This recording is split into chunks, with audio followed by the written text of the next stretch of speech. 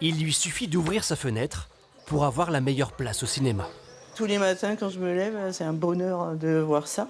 Et de voir la transformation de la place, là, ils ont mis 4-5 jours pour monter les décors. Depuis sa chambre, le cœur de son village est métamorphosé.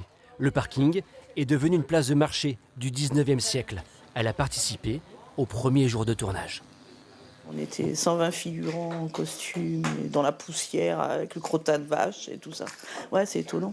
C'est des choses qu'on fait jamais dans la vie ordinaire, quoi.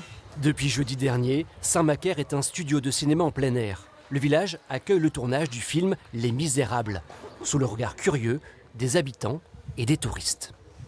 C'est un beau spectacle pour nous, c'est un beau village, on y vient souvent se balader.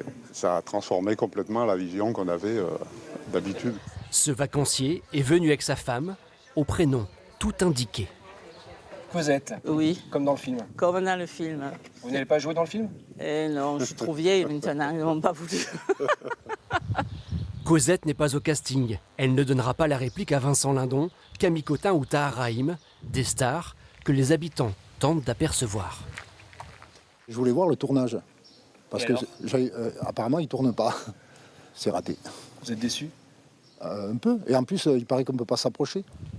Des vedettes bien cachées, mais qu'importe, ce tournage restera dans l'histoire de la cité médiévale. C'est chouette, ça fait beaucoup de projecteurs sur le village, quoi. Et puis après, bon, je pense que ça laissera des beaux souvenirs quand même à tous les habitants, tous les riverains. D'ici le milieu de la semaine, les équipes vont rendre au village sa tranquillité. Toute la troupe va se rendre à Bordeaux. La capitale girondine aussi va s'exhiber sur grand écran.